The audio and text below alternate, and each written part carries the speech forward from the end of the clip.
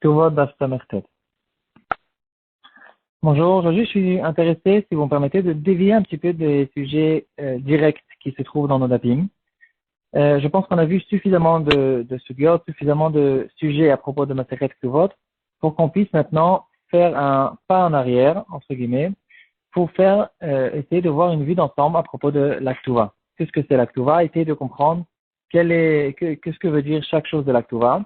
Donc en fait, on va prendre le paragraphe de l'Aktuva qui est écrit en araméen, essayer de traduire et de comprendre quels sont les devoirs qu'on a dans l'Aktuva.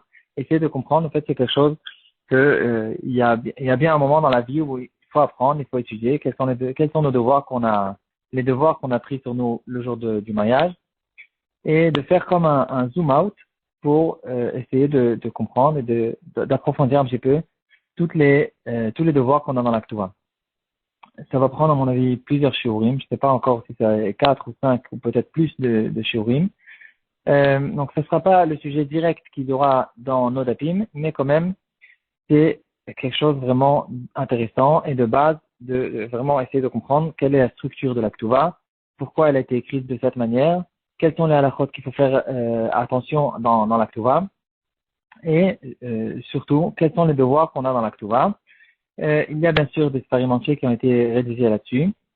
On ne va pas rentrer dans les halachot qui concernent le Rav, comment il va compléter l'Aktuva. Il y a plein d'halachot là-dessus, comment on va dire les noms, comment on va les écrire. Si quelqu'un il a un nom Kodesh et un nom civil, quel nom il va écrire, s'il écrit les deux, s'il écrit lequel en premier, etc.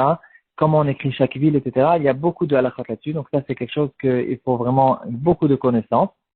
On va essayer de rentrer dans l'Aktuva elle-même, dans les devoirs de l'Aktuva, de comprendre quels sont les devoirs, qu'est-ce qui a été écrit dans l'Aktuva, quels sont les devoirs qui n'ont pas été écrits dans l'Aktuva, et pourquoi. Des choses qui nous concernent à nous tous, en tant que personnes, des gens simples, qui essayent de comprendre qu'est-ce que c'est l'Aktuva et quelle est la structure, et de voir un petit peu, d'essayer de comprendre des choses qu'on n'a pas l'habitude d'apprendre en général. On va, de manière générale, dans ces shurim-là, on va prendre, je vais prendre la majorité des choses, d'un sefer qui s'appelle Mishpete Aktuva. C'est pas un sefer, c'est un set de 8 ou 9 tomes, de Rav Eliaou Bar Shalom, Shlita, de Arnof. C'est en fait le genre de Rav Ovadia Yosef, qui a travaillé là-dessus énormément, et il va tout nous résumer, il va nous faire tout le travail. On va prendre un peu, pratiquement tout de là-bas, et ça va être plus ou moins plus facile. Donc, il y aura d'abord un Rambam qui nous dira que dans l'Aktuva, chaque personne qui se marie avec une femme, il prend sur lui, en fait, il y aura 10 choses qu'il a besoin de faire vis-à-vis de sa femme. Et certains sont écrits dans la Torah, la majorité ne sont pas écrits dans la Torah, c'est des takanot de Chachamim. On va voir plus tard, qu'est-ce qui est Minatora, qu'est-ce qui n'est pas Minatora. Et quoi qu'il en soit, chaque personne qui se marie, chaque juif qui se marie, ses obligations feront effet sur lui. Il sera obligé, qu'il le sache ou qu'il ne le sache pas, qu'il l'a écrit dans la Ktuva, qu'il ne l'a pas écrit, même s'il n'a pas écrit du tout de Ktuva. Quoi qu'il en soit, il y a les takanot qui existent. C'est pas parce que quelqu'un il n'a pas écrit une Ktuva, bien si sa Ktuva elle est pas soule, c'est pas pour autant qu'il va être exempté de ses obligations. Mais les 10 obligations, elles existent quoi qu'il en soit, et elles vont s'appeler Tnai Bet Din, parce que c'est une takana d'un Cheikh Neset Agdola. Un Cheikh Neset Agdola, et en général, quand on dit un Cheikh Neset Agdola, c'est ceux qui ont fait des grands takanot pour tous les temps, comme la Tfila, qu'on connaît tous. C'était au fait le Bedin, le Sanhedrin, qui se sont réunis quand ils sont remontés au deuxième Beit Hamikdash. Et c'est à ce moment-là où ils ont vu le besoin de faire beaucoup de takanot. D'autres fois, on peut trouver dans les poskim le terme Tnaï Ktuva. C'est les Tnaïm, en fait, les conditions qui se trouvent dans la Ktuva. Et pourquoi ça s'appelle Tnaï Ktuva? Parce qu'on va voir que la Ktuva, il y a deux parties principales dans la Ktuva, en fait. Il y aura trois choses de base qui sont les obligations qui sont écrites déjà écrites dans la Torah. Et le reste, c'est des choses que les Chachamim ont rajoutées sur la Ktuva.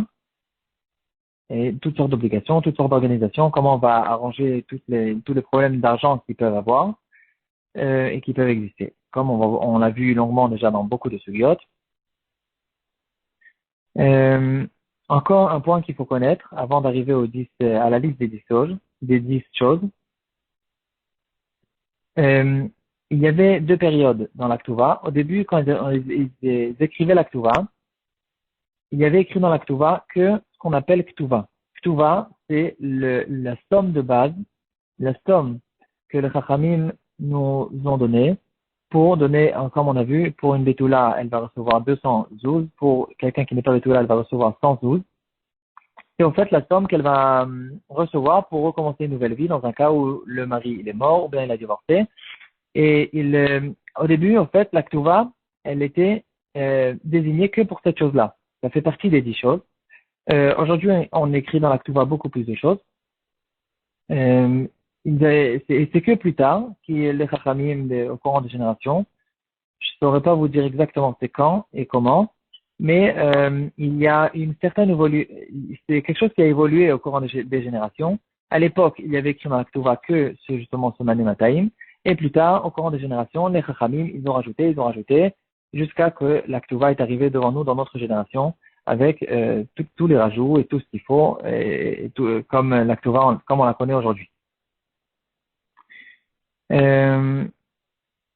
Les 10 choses qu'on va voir tout de suite, ils ne pourront jamais faire, c'est-à-dire ces 10 choses, ces 10 possibilités. Il n'y aura jamais les 10 choses chez la même personne, parce que il y a certaines choses qui sont des obligations qu'on a quand le mari il meurt avant la femme, et il y aura d'autres choses que quand la femme elle meurt avant le mari, qu'est-ce qu'on fait? Donc, de manière générale, quand même, la majorité des choses seront dans tous les cas, dans tous les mariages, mais il y aura certaines choses qui ne pourront jamais faire effet dans toutes les ktuvot. C'est-à-dire, les choses, c'est les 10 possibilités qui sont possibles. Toutes les possibilités, toutes les combinaisons qui sont possibles dans la vie du mariage. Et maintenant, on va passer vite fait sur la liste des 10. On va voir combien on aura le temps de rentrer un peu dans les détails. On va dire, ce qu'on aura le temps de faire aujourd'hui, c'est de dire la liste des 10 choses. Et demain, on va essayer de commencer de rentrer au fait dans les mots de la Ktuva et d'essayer de comprendre comment ça rentre dans les mots de la Ktuva les 10 obligations. Et il y aura certaines obligations qui ne vont pas être écrites dans la Ktuva. Donc, on commence les listes des 10. Les 3 premières, c'est quelque chose qui est Minatora. C'est la vie de mariage de base, comme la Torah nous l'ordonne. C'est She'er, Ksut et Ona. She'er, c'est les mésonotes. Donc, le mari, il prend sur lui. Mais quand on dit il prend sur lui, c'est un peu une erreur parce qu'on vient de voir que c'est la Torah qui l'oblige, de toute façon, même s'il ne prend pas ça sur lui, il devra le faire, quoi qu'il en soit, parce que c'est ça la mitzvah du mariage de la Torah qui oblige le mari à faire attention à cette chose-là. Donc, She'er, c'est le mari qui va donner les mésonotes. Donc, c'est la parnassa. C'est le mari qui doit la ramener à la maison. Et quand on dit She'er, donc on parle bien sûr de l'alimentation et on parle de tout, de manière générale, de tout ce que la femme elle a besoin. Ksut, c'est les habits.